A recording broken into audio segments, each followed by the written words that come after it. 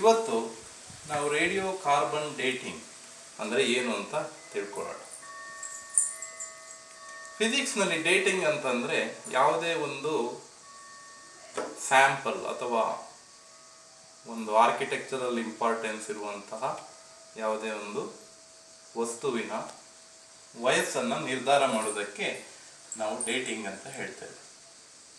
Radio carbon dating ಅಂದರೆ ಕಾರ್ಬನ್ನಿನ ಒಂದು radio active element ಉಪಯೋಗಿಸ್ಕೊಂಡು ಈ ಆರ್ಗಾನಿಕ್ ವುಡ್ ಅಥವಾ ಸ್ಮಾರಕಗಳಲ್ಲಿ ಬಳಸಿರುವಂಥ ಮರ ಅಥವಾ ಚಾರ್ಕೋಲ್, ಪೇಂಟಿಂಗಲ್ಲಿ ಬಳಸಿರುವಂಥ ಚಾರ್ಕೋಲ್, ಇವುಗಳನ್ನ ಬಳಸ್ಕೊಂಡು ನಾವು ಎಷ್ಟು ವರ್ಷಗಳ ಹಿಂದೆ ಆ ಪೇಂಟಿಂಗ್ ಮಾಡಿರ್ಬೋದು ಅಥವಾ ಆ ಬಿಲ್ಡಿಂಗ್ ಕಟ್ಟಿರ್ಬೋದು ಅಂತ ಹೇಳಿ ಒಂದು ಊಹೆ ಮಾಡ್ಬೋದು.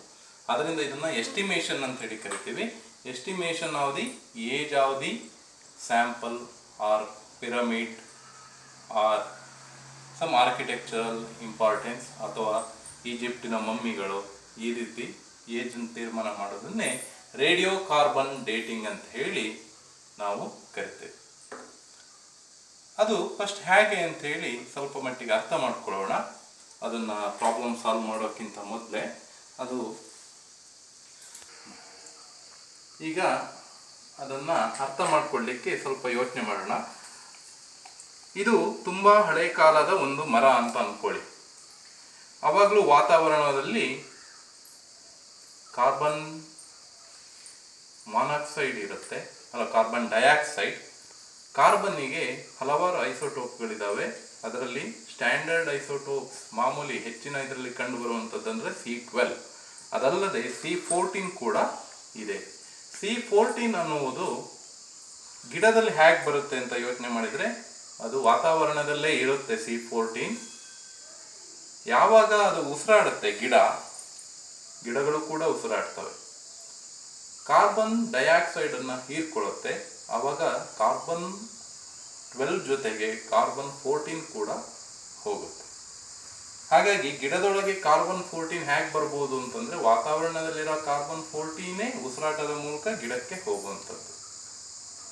ಯಾವಾಗ ಆ ಗಿಡ ಸಾಯ್ತದೆ,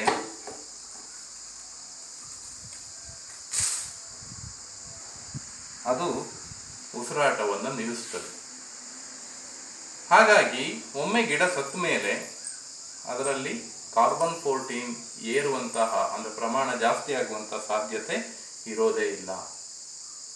ಹಾಗಾಗಿ ಈ ಗಿಡವನ್ನು ಕಟ್ ಮಾಡಿ ಮುಂದೆ ಉಪಯೋಗಿಸ್ತಾರೆ ಅಂತ ಇಟ್ಕೊಳ್ಳೋಣ, ಯಾವ್ದಾದ್ರು ಕಟ್ಟಡ ಕಟ್ಟಲಿಕ್ಕೆ ಅಥವಾ ಅದರ ಇದ್ದಲನ್ನು ತಯಾರಿಸಲಿಕ್ಕೆ ಅಂತ ಹೇಳಿ. ಕಾರ್ಬನ್ 14 ಮತ್ತು ಕಾರ್ಬನ್ 14 ಪ್ರಮಾಣ ಜಾಸ್ತಿ ಆಗುವುದಿಲ್ಲ.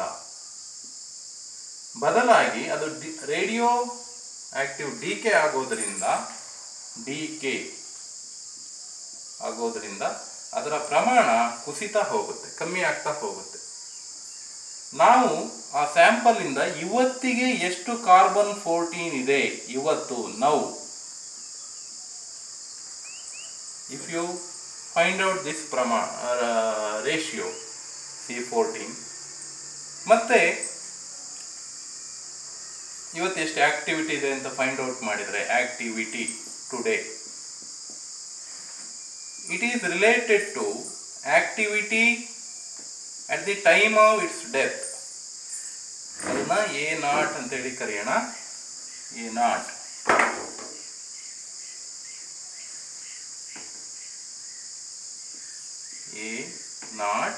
Into e⁻⁻λT. ಲ್ಯಾಂಡಾ ಅಂದರೆ ಡಿಕೆ ಕಾನ್ಸ್ಟೆಂಟ್ ಆಫ್ C14. ಅದನ್ನು ಹೇಗೆ ಕಂಡುಹಿಡಿಯೋದು? ಹಾಫ್ ಲೈಫ್ ಬಂದ್ಬಿಟ್ಟು T12 for C14 is 5568 I think, ರಫ್ಲಿ ಇದಿದೆ ಇಯರ್ಸ್.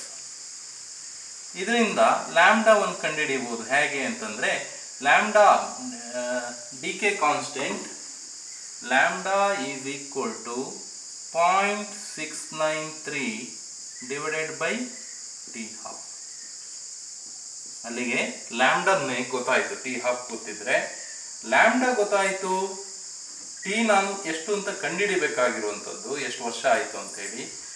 ಎ ಆಫ್ ಟಿ, ಈಗ ಇದರಲ್ಲಿ ನಾನು ಸ್ಯಾಂಪಲನ್ನೆಲ್ಲ ಮೆಷರ್ ಮಾಡಿದರೆ ಈಗ C14 ಎಷ್ಟಿದೆ ಅಂತ ಹೇಳಿ ಕಂಡುಹುಡುಕ್ಬೋದು, ಅದರ ಆಕ್ಟಿವಿಟಿ ಎಷ್ಟಿದೆ ಅಂತ. ಹಾಗಿದ್ರೆ A0 ಒಂದು ಗೊತ್ತಾಗ್ಬಿಟ್ರೆ ನಾನು T ಅನ್ನ ಕಂಡುಹುಡುಕ್ಬೋದು. A0 ಹೇಗೆ ಕಂಡುಹಿಡಿಯೋದು? A0 ಅಂತಂದ್ರೆ ಮರ ಸಾಯುವಾಗ, ಅಂದರೆ ಜಸ್ಟ್ ಉಸಿರಾಟ ನಿಲ್ಲಿಸುವಾಗ ಅದರಲ್ಲಿ ಎಷ್ಟು C14 ಆಕ್ಟಿವಿಟಿ ಇತ್ತು ಅಂತ. ಅದನ್ನ ಹೇಗೆ ಕಂಡುಹಿಡಿಬಹುದು ಅಂದ್ರೆ, ವಾತಾವರಣದಲ್ಲಿ ಬಹಳ ಬದಲಾವಣೆ ಇಲ್ಲ ಅಂದ್ರೆ ಇವತ್ತಿಗೆ ಆ ಮರದಲ್ಲಿ, ಇವತ್ತಿನ ಯಾವ್ದಾದ್ರು ಒಂದು ಮರ ಬದುಕಿರುತ್ತಲ್ಲ, ಆ ಮರದಲ್ಲಿ ಎಷ್ಟು ಕಾರ್ಬನ್ 14 ಪ್ರಮಾಣ ಇದೆ, ಆಕ್ಟಿವಿಟಿ ಎಷ್ಟಿದೆ ಅಂತ ನೋಡಿದ್ರೆ ಅದೇ ಆಕ್ಟಿವಿಟಿ ಅವತ್ತಿಗೂ ಇರಬೇಕು ಅಂತ ಅನ್ಕೊಂಡು ನಾವು ಕ್ಯಾಲ್ಕುಲೇಷನ್ ಮಾಡಬಹುದು. ಅದು ಗುಡ್ ಗೆಸ್, ಅಸಂಪ್ಷನ್, ಅದೇನಂತ ತುಂಬಾ ಇದಿಲ್ಲ. ಯಾಕಂದ್ರೆ 50,000 ವರ್ಷಗಳಿಂದನೂ ಈ ಕಡೆ ಏನು ವಾತಾವರಣದಲ್ಲಿ ಭಾರಿ ಬದಲಾವಣೆ ಆಗಿಲ್ಲ. ಹಾಗಾಗ್ಬಿಟ್ಟು ನಾವು ಇದನ್ನ, ಈ ಊಹೆಯನ್ನ ಒಪ್ಕೊಳ್ಬಹುದು. ಹಾಗಾಗಿ A0 ಸಿಕ್ತು, A/T ಸಿಕ್ತು ಅಂದ್ರೆ ಇವತ್ತಿನ ಪ್ರಮಾಣ. ಹಾಗಿದ್ರೆ ನಾನು ಲ್ಯಾಂಬ್ಡಾ ಗೊತ್ತಿದ್ರೆ T ಫೈಂಡ್ ಔಟ್ ಮಾಡಬಹುದು.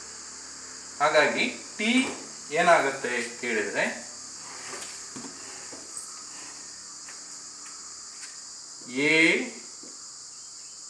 A/A0 ಇದು ನನಗೆ ಗೊತ್ತಾಯ್ತು.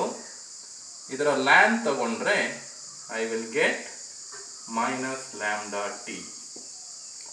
ಹಾಗಿದ್ರೆ ಲ್ಯಾಂಬ್ಡಾ ಗೊತ್ತಿದೆ ಅಂದ್ರೆ T is equal to this number, ln A/A0,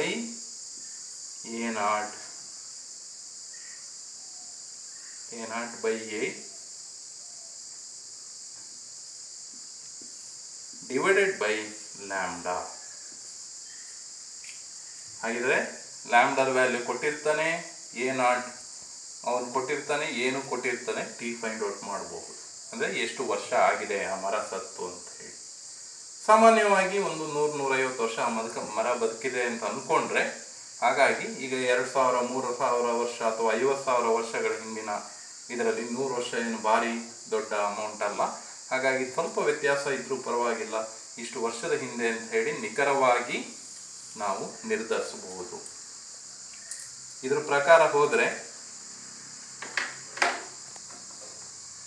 cave painting ಒಂದು 50,000 ವರ್ಷ ಹಿಂದೆ ಅಥವಾ 2 ಲಕ್ಷ ವರ್ಷ ಹಿಂದೆ ಮಾಡಿದ್ದಾರೆ ಅಂತ ಹೇಳಿ ಬರುತ್ತೆ.